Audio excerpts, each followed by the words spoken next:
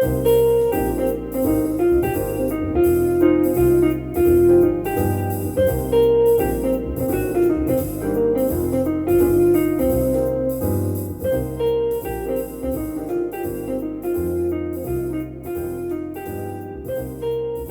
friends, and welcome to the Death with Dignity podcast. My name is Andrew Flack, and I'll be your host. Today, we are joined by Dr. Fred Millard, who is a veteran of the United States Navy, where he served as a medical doctor for over a decade. After retiring from the Navy, Dr. Millard joined forces with the University of California, San Diego, specializing in testicular cancer.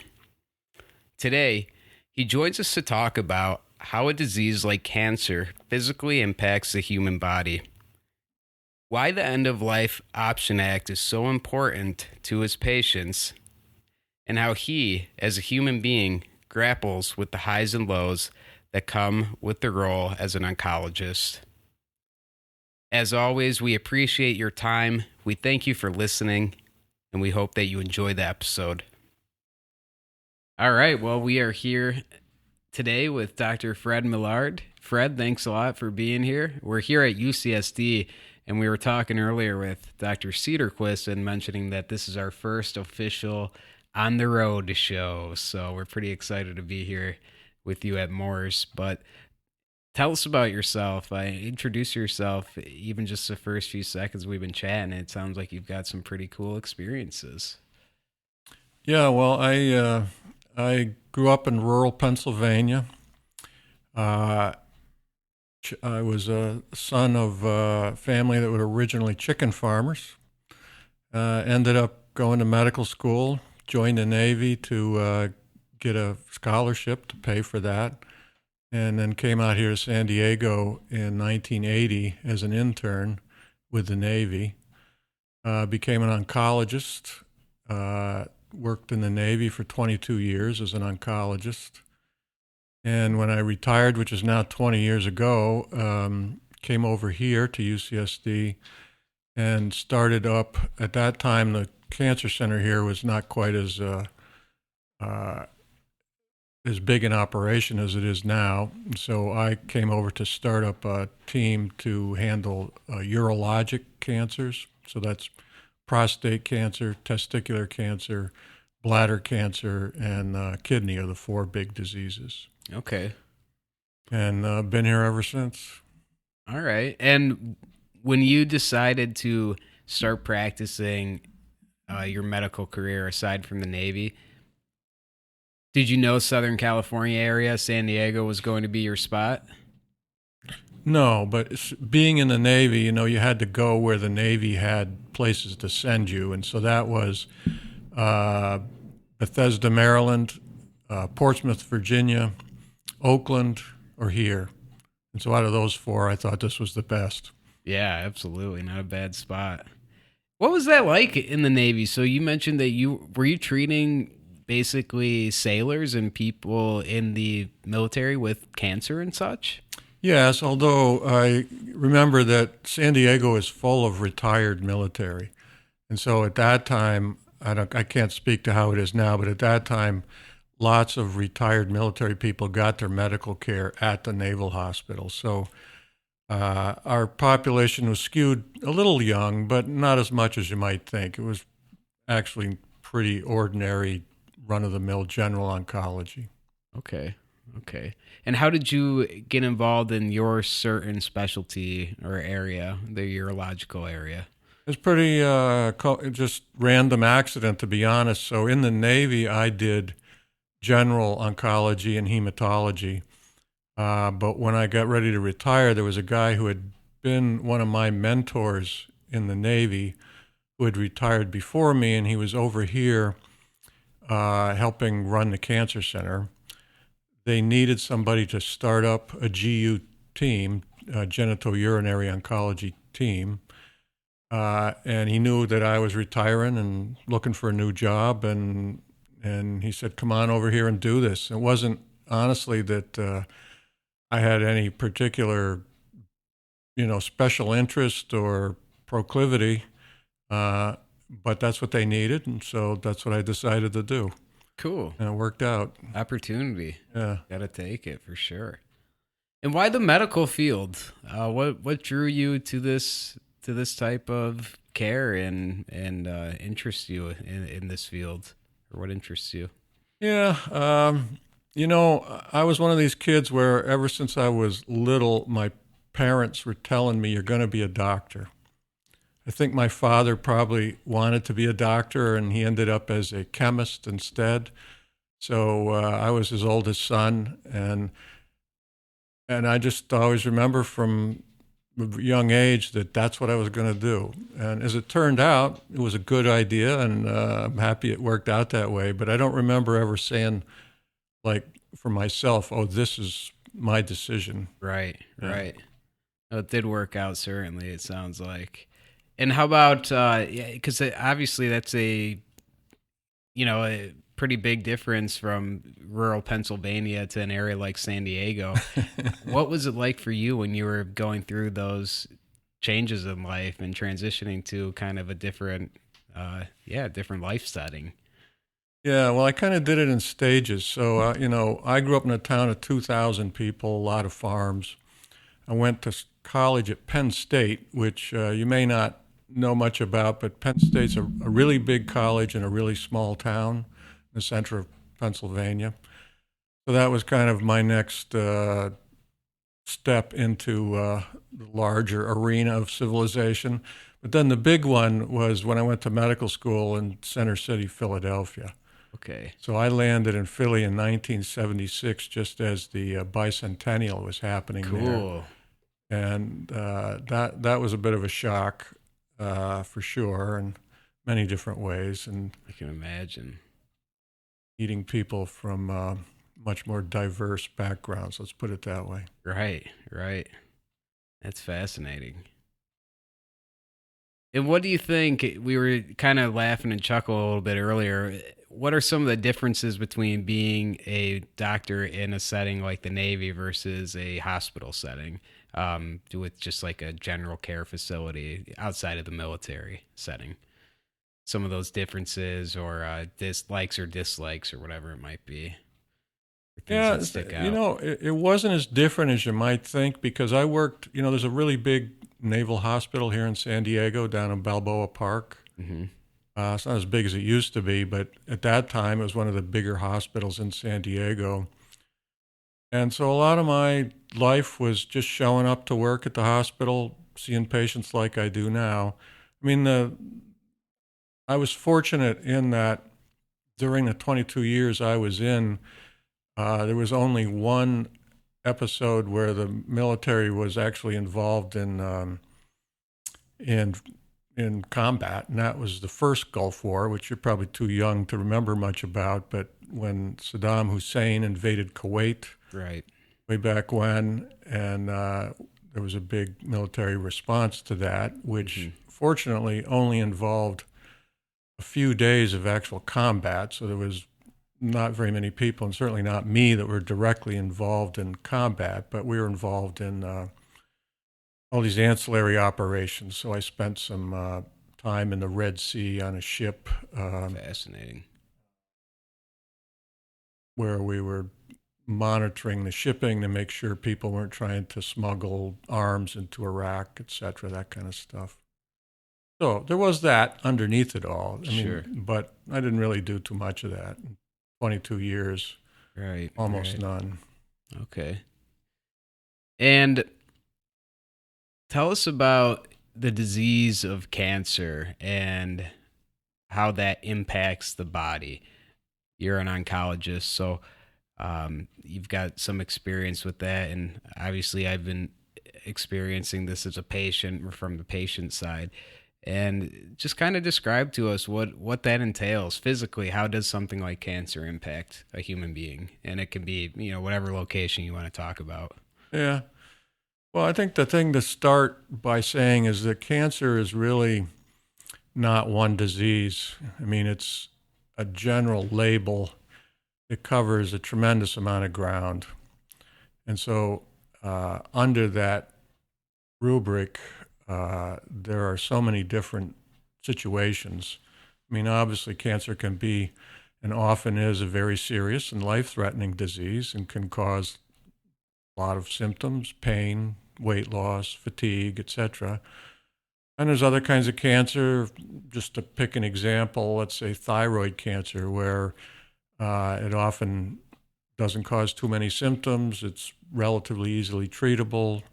Very few people ever die from it.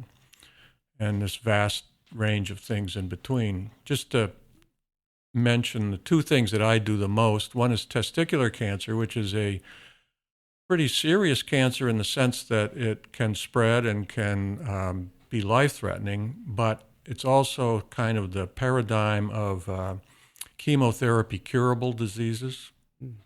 And so prior to about 1975 or so, most people who got metastatic testicular cancer ultimately died from it. Then a drug called cisplatin was developed, which we still use quite a bit in many different diseases. And that turned out to be almost miraculously effective for testicular cancer. And so all of a sudden, this went from a pretty grim prognosis to a disease where 80 to 90% of people, even with advanced stages, are cured.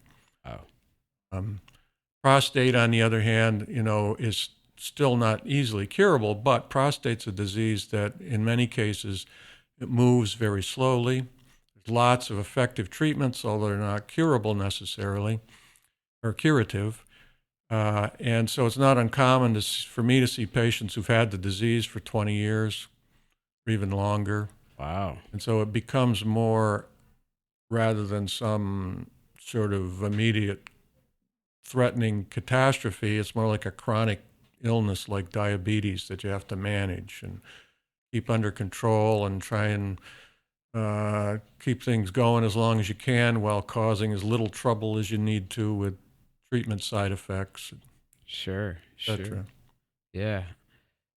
And from my understanding, cancer can be so difficult to treat because there can be many different mutations in certain cells. For example, I had a molecular profile done on my tumor quite a few years ago, but it came up, or the feedback that we got were that there were some pretty aggressive mutations that were very difficult to treat based on the research that was available and is available. And that's when we kind of realized for myself that it was a little more dire than we first anticipated. What do you think, or why is that a reason why it's such a hard disease to treat? Because of the mutations and the vast varieties of those things. Well, that's one take on it. So if you think about cancer, basically is cells, right? I mean, it's dividing human cells. Cells are living organisms that are constantly undergoing change in one way or another. Genetic change at every level, from protein to genes to metabolic changes. And so anything you do to try and beat it down, you're going to have some cells in that population that, whether by random chance or by selection, come up with alternate ways of proliferating that get around whatever you're trying to do about it. And so some treatments are extremely effective, like platinum for germ cell tumors or testicular cancer. They seem to hit every cell and knock them out, and that's it. But a lot of times you're only effectively hitting some percentage of the cells, and the other ones that survive then, not necessarily right away, but at some point develop mutations or other accommodations to whatever you're doing that allows them to proliferate again and keep going. So an example would be, I don't know how much you know about prostate cancer, but one of the most effective treatments for prostate cancer is depriving it of the hormone testosterone. Testosterone, which is the main male hormone made by the testicles, is the fuel for prostate cancer. Interesting. I didn't know that at all. Yeah, and especially in the beginning. Sure, okay. And so the most effective treatment for it, and one of the most effective overall treatments in all of oncology, is given drugs that shut down testosterone production. And so most of the prostate cancer cells can't survive or proliferate without testosterone. And sometimes that's effective for many years. However, it's never 100% of the cells that need testosterone. So there's always a few that can get by without it. And those may lay low for months or many years, and eventually those cells start to become the predominant population. And at that point, even with low testosterone, the cancer will start to progress. Right. Then you have to figure out other angles to go at it. Yeah. And what do some of those treatments look like for various cancers? We know like chemotherapy has been around for a while. It seems like that's always the big association with cancer is chemotherapy. And you think of chemo, and generally, at least you kind of picture someone who's sick, frail, balding, maybe things like that. Yeah. Radiation treatments, immunotherapy seems like it's becoming a bigger thing these days. Right. What are some of the things available, and how are things changing as we move forward? Yeah, so I'd say there's several big categories. You just mentioned some of them. Probably the first, if you go back historically, radiation was probably the first effective anti-cancer treatment. Of course, we still use that. Chemotherapy kind of refers to drugs that are directly toxic to the cell in one way or another. There's many different chemotherapy drugs. Hormonal therapy, as we just mentioned in prostate cancer, is effective in certain diseases. So prostate and breast are probably the two big ones where hormonal therapy can be really useful, and that's cancers derived from organs that are hormonally dependent or responsive. Endometrial cancer is another example that can be treated hormonally. Then you get into more recent developments, there's this category of things we call targeted therapies. And so this gets into, you can identify specific mutations or altered proteins that are driving the proliferation of the cancer. An example, sort of the original example that broke this field open was the disease of chronic myelogenous leukemia, or CML, that has a recurrent altered gene called BCR-ABL. And that results in the production of a protein that's abnormal, that drives the the proliferation of the cells. And drug was developed that would inhibit that specific protein. Turned out to be dramatically effective for CML and changed the whole game for that disease. And since then, there's been many of these other targeted drugs developed aimed at specific targets. That's why we call it that. If you can identify a specific protein that's driving the process, try and inhibit that. And then, as you mentioned, another big category that has been around for decades, but it's only really blossomed in the past 10 years, and that's immunotherapy. So trying to harness the innate immune system to attack the cancer, which under normal circumstances we think the immune system's constantly performing surveillance for cancer cells and trying to get rid of those. But obviously that fails, not uncommonly. Cancer is a common disease. But now we begin to understand a little bit better the mechanisms by which tumor cells evade this immune surveillance. And there are drugs now developed to try and interrupt those mechanisms. A lot of this revolves around these things that are called immune checkpoint proteins. And so there's now these antibodies called checkpoint inhibitors that have really changed the game in a lot of diseases like melanoma, lung cancer. In my arena, bladder cancer, they're very effective. Okay. Someone once compared cancer and the idea of cells to almost like a light switch. And the idea was that there are some people think, and maybe you can attest to this a little bit more, that we all might have these cells or certain cancer cells in our body, and it's just a matter of them getting the switch turned on, or for whatever reason, at some point, it's just activated and they start to progress and get out of control. Is that kind of something that you would say is comparable when talking about some of these checkpoint inhibitors and such? I understand what you're asking. It gets at this basic question of how does cancer start, or is it even possible to define how does it start? Right. Are these cells there all the time, or are you born with none of them, and then the unlucky folks happen to develop some? I think you can speculate about a lot of things, but I think the honest truth is we don't really know about most of that.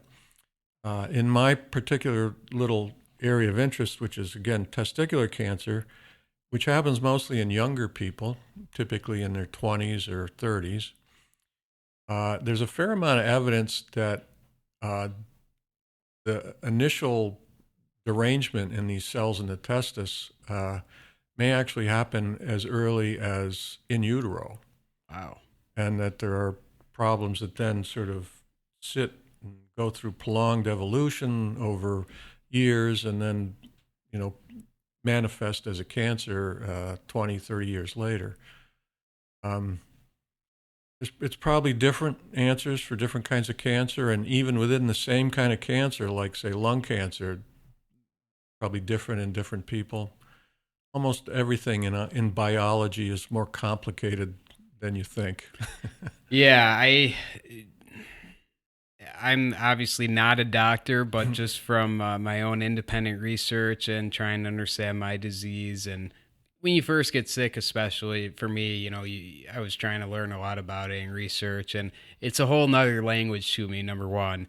And number two, there seems to be so much depth to this stuff and the disease of cancer and how different it is within each person that it does, and to be sounding pessimistic, it makes me think that we won't ever have a cure for cancer per se.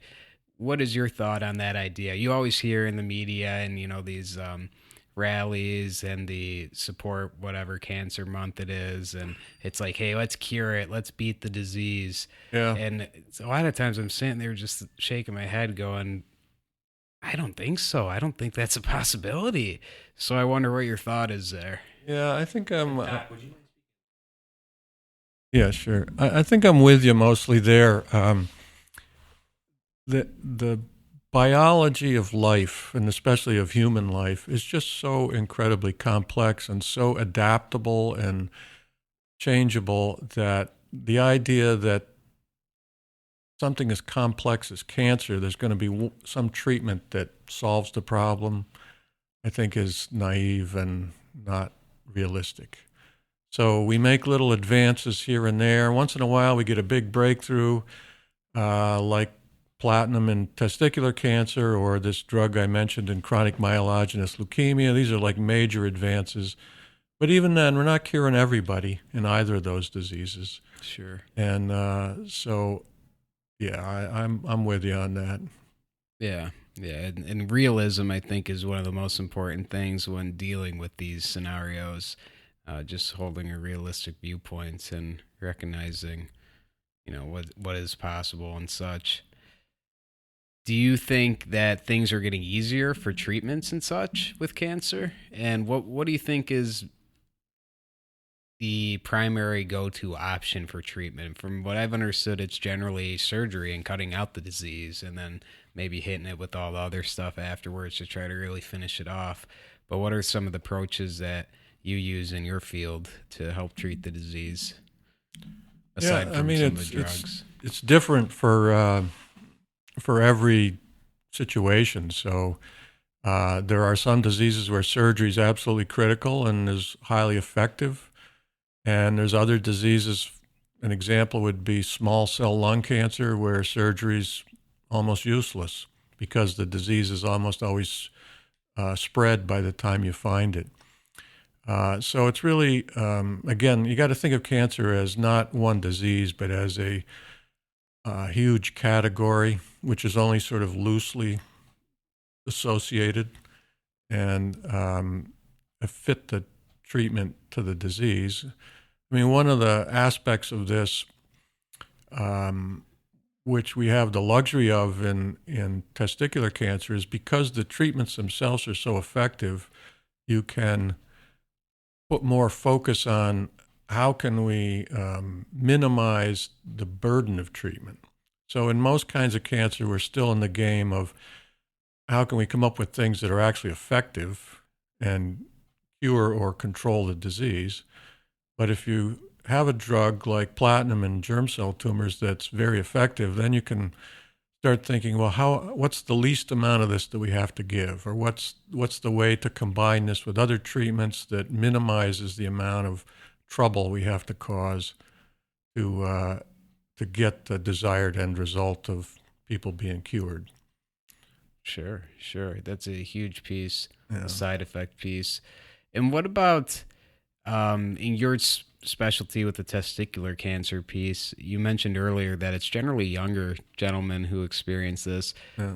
Why is that with something like testicular cancer? Do you have any theory as to why? Because it seems like, I mean, usually when I'm hanging around Moores, it's generally older folks and seniors, if you will. I remember my first radiation class, I was the youngest one in there by probably 30 years, Yeah. And it seems like with some cancers, like testicular, or even in colorectal cancer, it sounds like there is an increase, or people at a younger age are being diagnosed at a higher rate now. So do you have any theories as to why that might be, speaking to testicular cancer? Well, there's something biological about the disease that just manifests in that age group. So it's not, I don't think, that something has changed environmentally necessarily, but there's always been a group of diseases that we knew affected young people preferentially. There's a whole specialty, as I'm sure you know, of pediatric oncology, and the list of diagnoses that those guys see is very different, in terms of the frequency of diagnoses than what we see. So, you never see prostate cancer in somebody in their teens, but you see, certain leukemias and certain types of lymphoma and certain kinds of sarcoma. So there's something just about the biology of those diseases that affects young people preferentially. And there is there's a niche that's kind of been carved out over the past couple of decades in oncology of what's called AYA oncology, which stands for adolescent and young adult. So there's always been, sort of the classic pediatric oncology, which was mostly leukemias and lymphomas. Then there's the standard general oncology of generally people in their 50s, 60s, 70s, things like lung cancer and breast cancer and colon. But then there's this sort of in-between niche, which affects more sort of teenagers and people in their 20s. And that's the niche that, for whatever reason, that testis cancer belongs in. And for you, with your experience, when you have new patients coming in, I guess I wonder how doctors perceive new patients and all that, or just patients in general. But do you have patients that you look back on and think about, you're like, wow, like that patient, like, man, they were really sick and they were able to get healthy or whatever it might be. Just do you have patients that stick out in your mind over the course of your career who you think back on? Of course, absolutely. I mean, you see people sometimes, I see them now and it's like 5-10 years later and they're okay. Sure. And you look back and you think of all the bullshit they went through. I hope I can say that word on this show. Yeah, no problem. And some of the, just incredibly complicated, stuff that happened to these people. And now they're okay. And so those are very important experiences for oncologists to have, to realize that this can happen. Sure. And that, that you lose a lot, but sometimes you win, and that keeps you going. Yeah, that's got to be a tremendous feeling. Yeah. And the other side of that coin, it's got to be difficult when losing a patient. And I'm sure that's something you've experienced. How does that, if you don't mind sharing, how does that impact you emotionally, spiritually, or even professionally, just Yeah, no, professionally? it's very wearing on you if you care, and hopefully you do care. So it's in oncology, and it's not just oncology, but many aspects of medicine that involve serious life-threatening diseases. It's a constant back and forth between trying to keep yourself in some functional status, emotionally and spiritually. You got to keep going. You got to show up to work every day. You still have your family. You have your other life. But at the same time, you got to care and you got to expose yourself if you're going to really do your job as well as it can be done. And you can go too far in either direction. And the same person over the course of a career can go too far in either direction and come back and go too far in the other direction.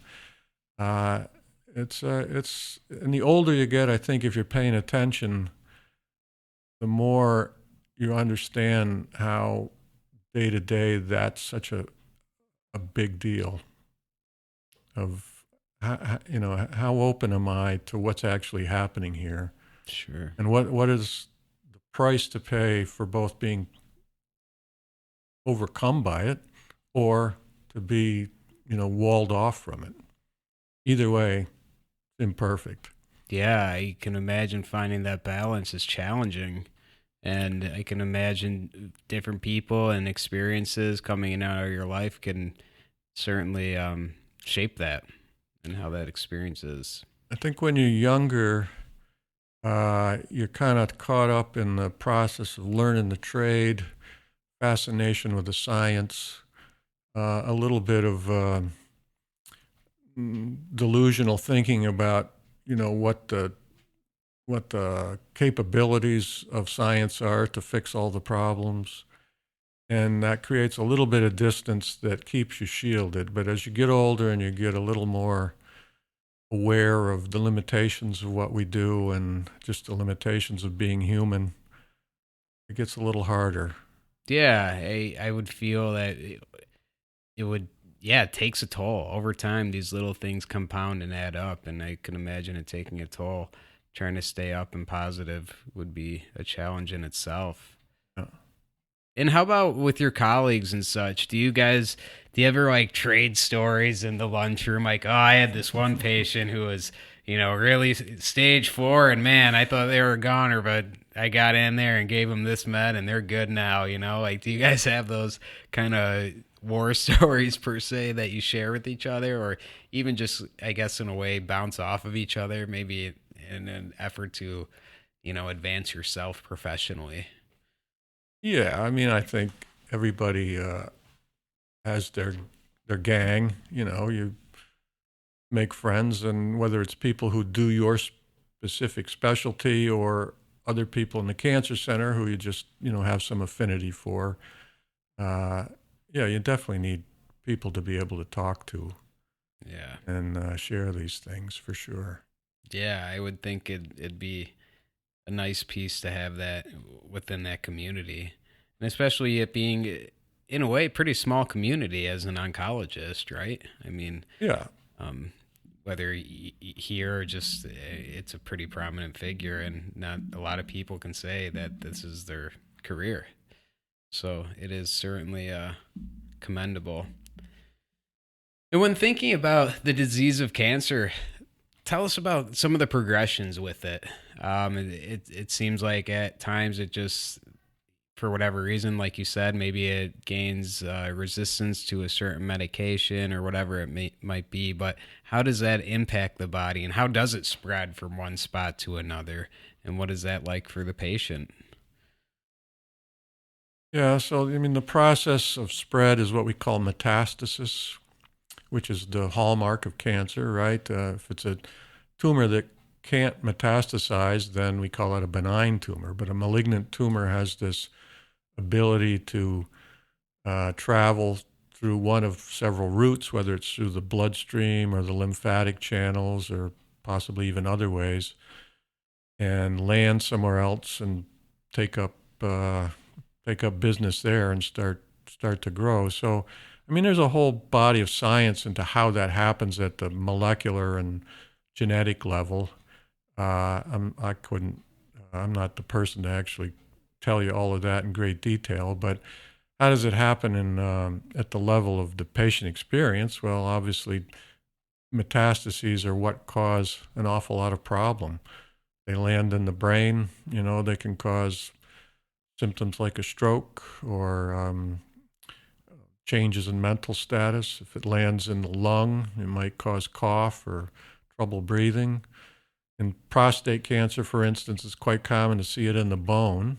And sometimes that's asymptomatic, but a lot of times it can cause pain or even trouble with spinal cord compression and weakness in the legs, all kinds of things. Yeah. Yeah, it's not pretty terrible disease.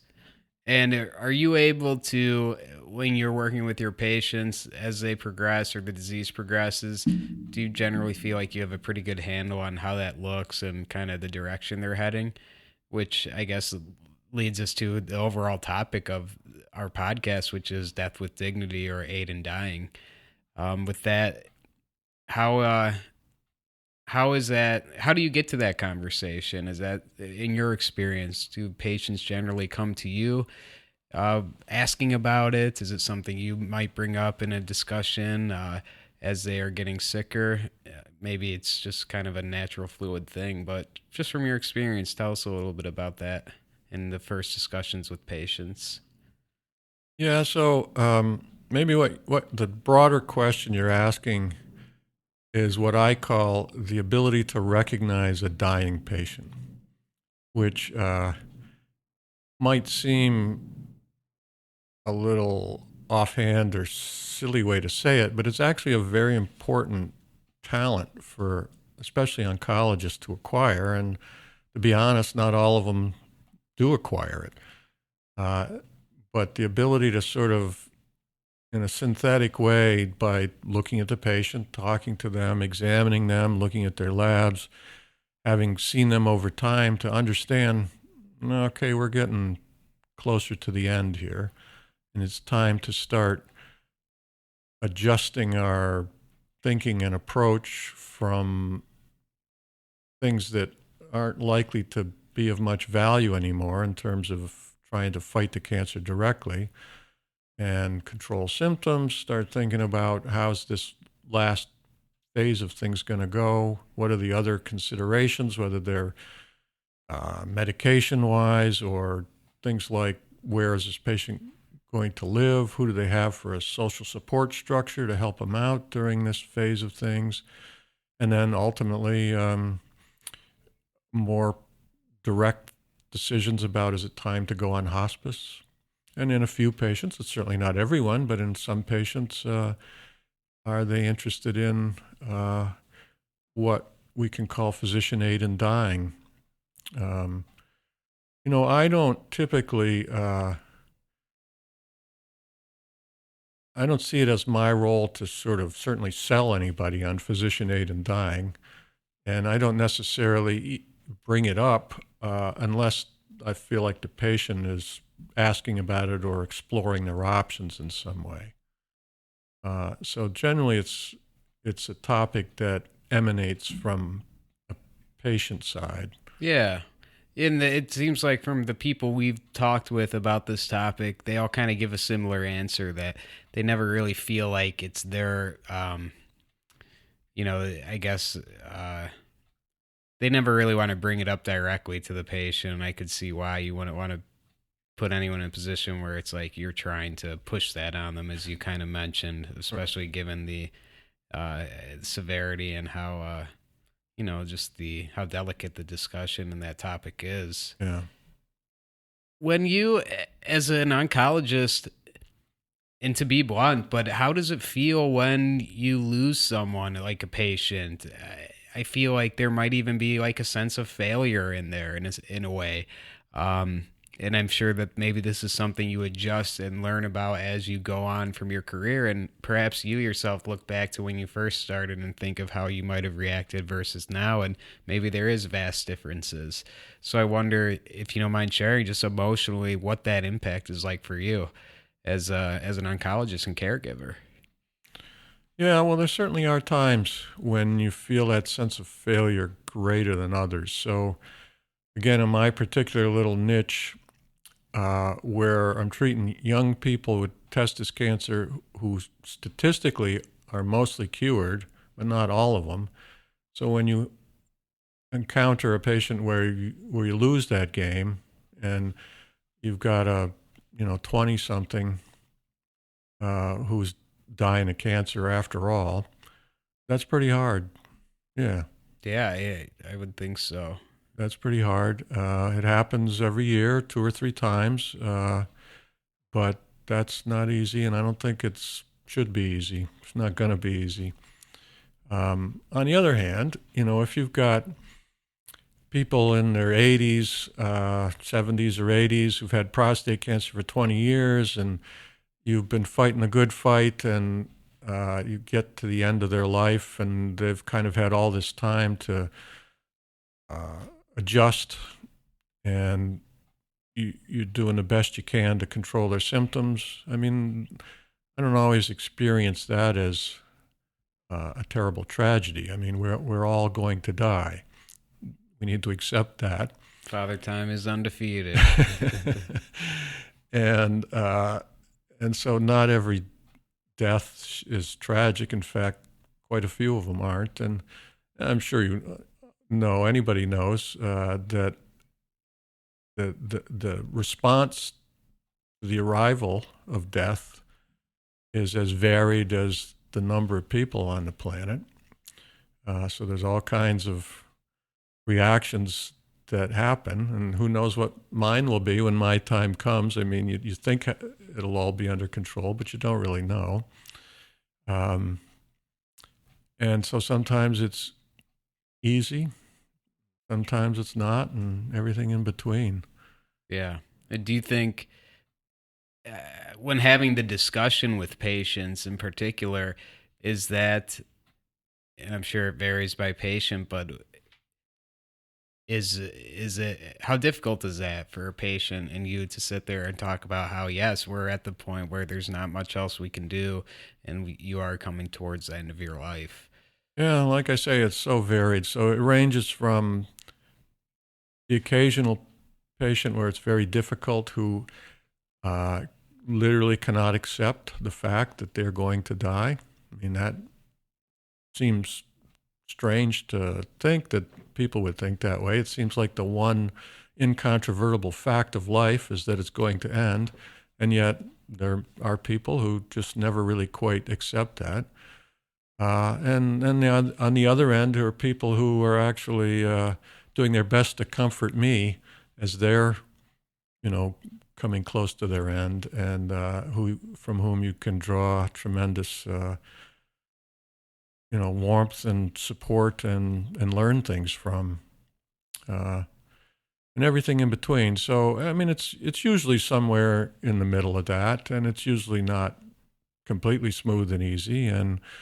But most people, I think, have this innate sense that we are impermanent creatures, and at some point we need to surrender to that fact.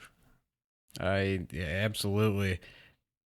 I mean, you obviously have come across those individuals, and from my own experience, I have as well, just people who seem to have a very difficult time discussing the concept of death. Yeah. And I'm not sure if that's a societal thing or what it is, or if it's considered taboo in our country, or just the whole concept of death and dying is not something that seems like it's really too heavily discussed. I don't know. I think it's interesting because it seems like we have a plan and an exit plan for most situations in life, and then when it comes to the ultimate situation, it's like we don't really want to talk or think about it. So it's fascinating. Yeah.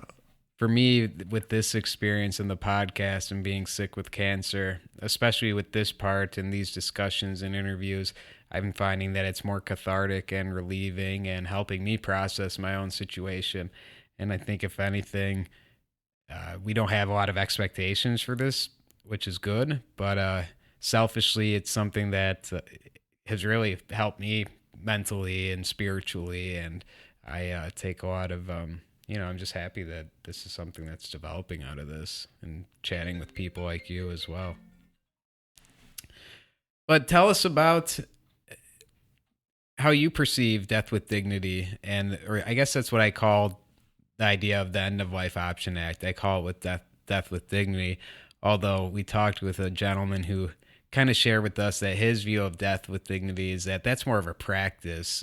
Even something like hospice is providing, dignity to someone who is dying or actively dying, whereas he kind of separated those two ideas. Anyways, how did you first get involved with the End of Life Option Act, or how did it come to your, how did you understand it? Yeah. Well, when the law passed, which I think was 2015 when the law actually passed, and then it was set to kick in and become active in 2016, if I recall. So then every institution had to figure out how they were going to deal with it. And institutions deal with things by formulating formal policies. And so my friend, Dr. Cedarquist, who you just spoke to, was appointed to head up a committee to draft a policy of how we would, at UCSD, approach this. And so she asked me to be on that committee, and that's how I encountered, this law and this process. So we, met every week for several months, formulated this policy, and then it turns out that at least here, the process is sort of mediated via the ethics committee. She's the chairman of the ethics committee, and so she was kind of put in charge of it. I sit on the ethics committee, and so was one of the people who was involved in helping to, so early on, try to educate other doctors and providers about it, and help,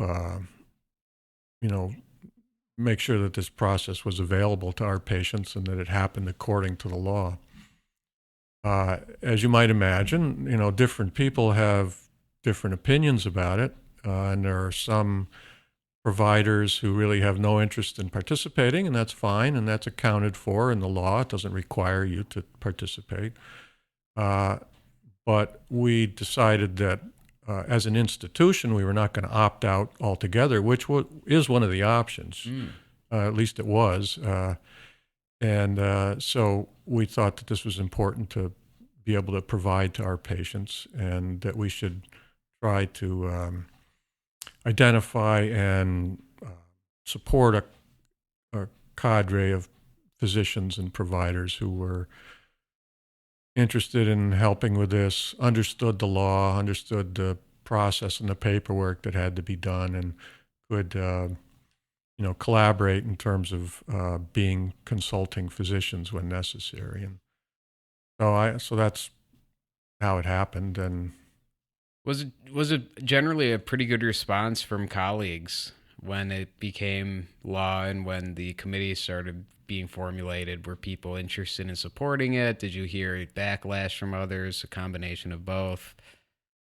Yeah, I would say, again, everything is on a spectrum, and all aspects of that spectrum were present here.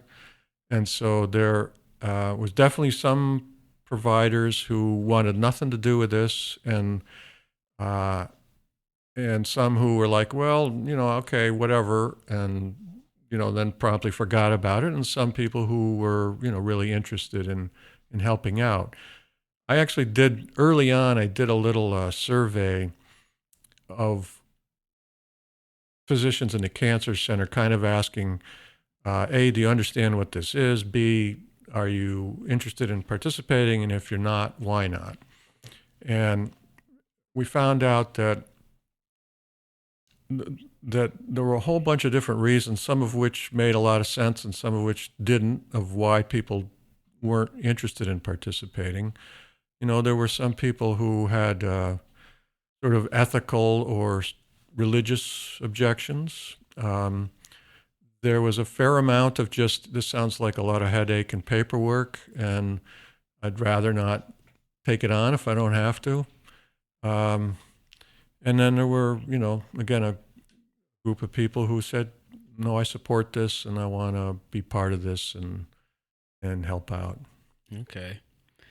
What do you think? Well, I guess you kind of answered some of those questions, but when talking directly to a colleague who opposes it, do you guys ever debate or talk about any updates regarding the end-of-life option? For example, apparently today, Governor Newsom signed and approved the amendment that was proposed back in March, which removes a 15-day wait period and knocks it down to, I believe, 48 hours. Right. So are those discussions kind of brought up at all around, in the workroom or wherever? Well, this is news, of course, but the change in this process, we'll have to do some education around this so that everybody knows. But there was a big push, like when the law first kicked in, for about a year or so to try to get everybody up to speed on, here's this new law, this affects us, here's how we're going to handle it at UCSD. And then I think over the ensuing, whatever that is, 4 years or so, it's kind of been a functional process, and there hasn't been a lot of like month-to-month overt educational efforts about it. But we have a group of people who know how to do this, and if you're a provider who has a patient who's interested and you don't want to mess with it, then there are those of us who will help. Okay. Take it on. Yeah. So the new law, if I understand it, shortening the waiting period was probably the biggest thing. And then there were a few other changes too, right? Yeah, and I can't recall some of those changes, but certainly the waiting period was a big piece. I think the paperwork got simplified a little bit. Mm-hmm. And it wasn't even it wasn't overbearing in terms of getting it done and talking with the physicians about it. It was a very smooth process for myself as a patient. I think you essentially need to have 3 documented conversations. Oh, that might have been the other piece. You're supposed to have a conversation. Maybe they got rid of one of the additional discussions or something. I'll have to look into it a bit more. Yeah, that's certainly the big part of it.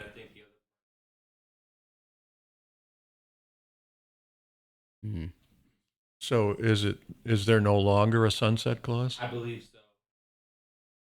So we don't have to do this again in 5 or 6 years? Right, yeah. Hopefully, yeah.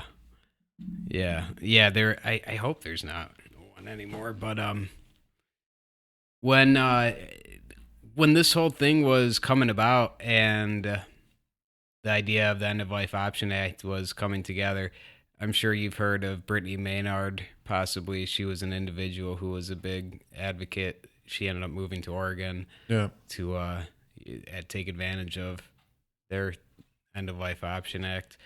But what was the rumblings around the medical community during that time? Was that a pretty popular discussion, this whole concept, and Brittany Maynard herself? Do you recall? Yeah, I think in general, no. Yeah. I think it was a pretty, people paid no attention. Okay. Do you think it's considered a taboo topic in the community, the medical community? Well, again, it just depends on where you are and what kind of medicine you're practicing. So there are certain situations where people just don't want to mess with this kind of stuff because it's a little bit controversial and they're worried about, upsetting some contingent or other. One thing that's probably worth mentioning is that obviously hospice is a community that deals with the patients where this is relevant. But there are some hospice and palliative care providers who support this and help out with it, and there's others who are pretty leery of it, and not necessarily because they don't think it's a decent idea, but just because they want to avoid being cast in the public eye as the doctors who you go to them and they help you do yourself in. Right. So that, from a just PR point of view, so our palliative care group here, who are a bunch of great people and do, a lot of good, hard work, just decided they didn't want to manage it because they didn't want that label of being, oh, you go to hospice and these guys help you do yourself in. Right. Sure. And I'm sure people spin a lot of things, so that would be a pretty easy thing to spin and kind of make it seem like exactly that, like you're doing yourself in. Just give an update. Okay. All right. And then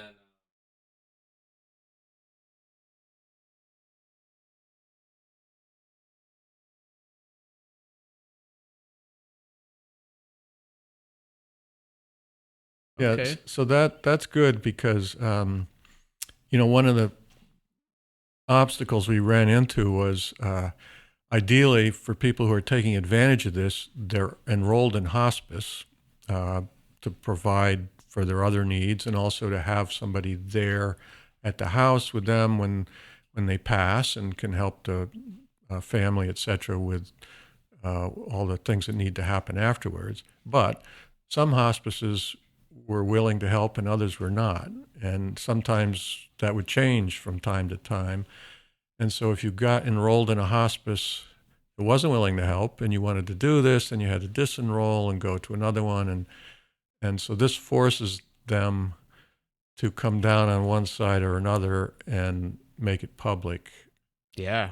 That's a good thing. That is a good thing. And again, transparency and just kind of bringing the discussion a little bit more to the table. Absolutely. Have you personally, as a doctor, have you prescribed the medication or even been with a patient who has used the medication? I've prescribed it on many occasions. I have never physically been present at the time that they ingested it. I have made house visits, in the near time frame, but no, I've never actually attended that. Okay. And then just to confirm, it's essentially a cocktail of drugs that it's like a massive overdose, basically, in the system. Well, not just an overdose of like narcotics, but also drugs that stop the heart. Okay. And from all the people we've talked to, for those who have been there when a patient used it, they all say peaceful. It all seems like it comes back to that point where it was a very peaceful way to go. So I think you take comfort in that, knowing that it's, again, not the worst way to go out. Another advantage, or at least a positive, I think, is possibly having the opportunity to make sure certain people are with you when you do cross over. And not everyone gets to do that when they pass. They don't. Some people are completely alone. That's right. So it's there are good things that come with this. Are there any other big pieces that you're thinking of when talking end of life or hospice or any of this topic, or anything that you want the listeners to know about these topics? Well, maybe it's worth saying that even for experienced physicians, the ability to accurately predict how long people have left to live is not very good. Yeah, that was something I wanted to ask on earlier. Was to tell me about. I mean, how hard is it to calculate and try and predict how much time someone has left? Because there's so many variables, like your will to live, and those things that we can't measure. That, again, will to live. And when you get down to the last few weeks, it gets better. But this law requires that you have a prognosis of less than 6 months, and I think the ability, and this has been studied, repetitively, and our ability to accurately predict that, even for experienced oncologists or palliative care physicians, it just isn't that great. And so I don't think you should expect it to be accurate. You should just sort of make a good faith effort that this is a patient with an incurable illness who is approaching the end of their life in months, rather than saying it's got to be exactly 6 months. And if you say that and you write the prescription and the patient lives 9 months, well, that's not a failure. That's not a tragedy. Right. Yeah, I again, trying to predict something like that, I can't imagine. It would be extremely difficult. Good. Osman, did you have any questions for Dr. Millard?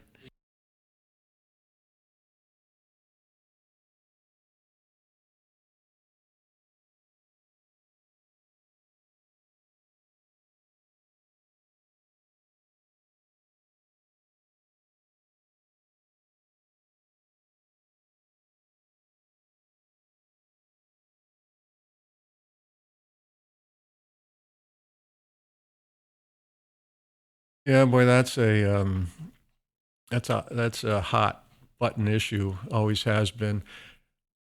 I'm not going to answer it directly, but I will say this: that cancer is not only a terrible scourge, but it's also big business. And so the amount of money already in this country, at least, not around the world, but in this country, that's going to cancer-associated activities, whether it's research, or treatment, prevention, is huge. And so I'm not saying that we couldn't use more, but I think it's like any huge budgetary item in a first world country, is that it could probably be better distributed. There's probably a lot of it we're not getting much for our money's worth out of it, and other areas where we could do better.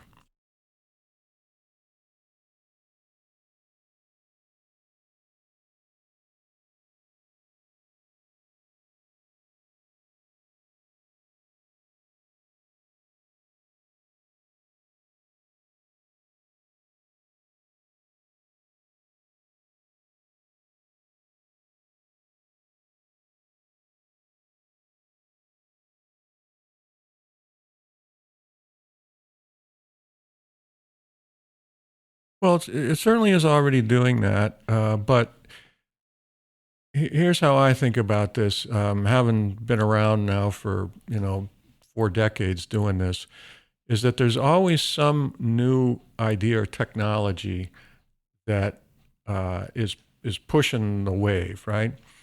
And when those ideas arise, whether it's chemotherapy, back in the 50s, or now so-called precision oncology, like any big new idea, there's all this surrounding noise and publicity and a million different motivations of people involved in this kind of thing that make it sound to the uneducated lay observer like something other than what it really is. And so I don't know if I'm being clear enough here, but when chemotherapy first hit and we had a few successes, then there's this idea, all right, all we got to do is find the right chemotherapy drugs and this problem is solved. And that's obviously turned out not to be the case, although there were a lot of problems that did get a lot better because of chemotherapy. The same thing is true of genetic sequencing and quote unquote precision oncology, which is that it's not going to solve our problem, all once and for all, but it has resulted in, major improvements in the care of many different kinds of diseases, and will continue to provide incremental advances. But this is 21st century America living in a capitalist society, and so there are layers of bullshit that cover everything. And you have to be able to dig through those a little bit. Man, one thing I've said since the start of this is it's it ain't cheap when you get cancer. You know, not only am I dying of this disease, but I'm slowly going broke doing it. And it's you wonder about some of those pieces. And man, that could be a whole podcast in itself. You know. Yeah.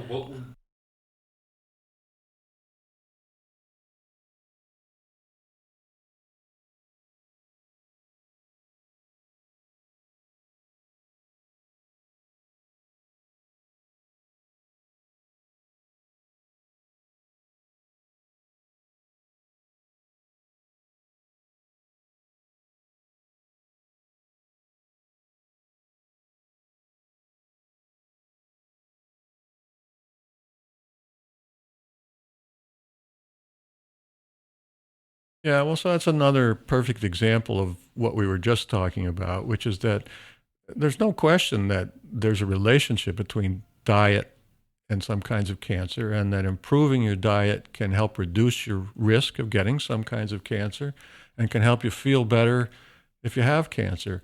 But on top of that, and there's a little bit of solid science that we know about, and there's ongoing research, but on top of that are these huge layers of attempts to cash in by, selling diet books and providing diet advice. And, I can't tell you how many diet fads I've lived through, and there'll be many more along after I'm gone. It's just one of these things that appeals to humanity and always will.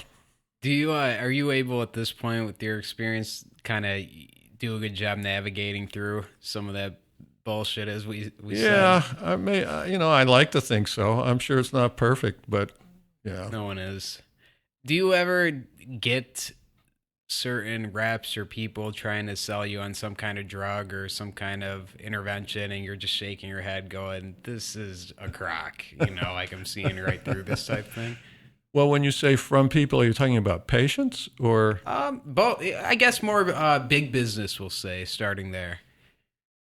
Well, sure, you definitely get that. I think as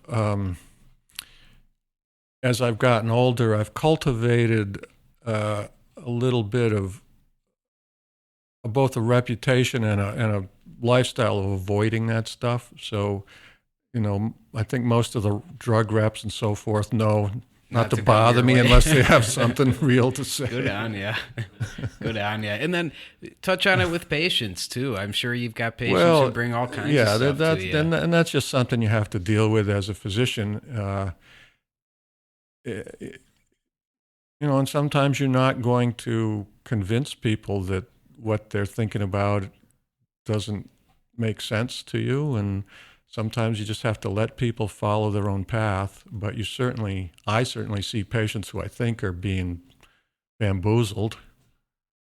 Do you think or do you notice a change pre and post Google, we'll say, or pre and post internet? Yeah. I mean, it existed before because my career overlaps the internet era. Sure. So it definitely existed before, but obviously everything in terms of misinformation got a lot easier. Yeah. And a lot more accessible with everything, basically. So I'm sure. Right.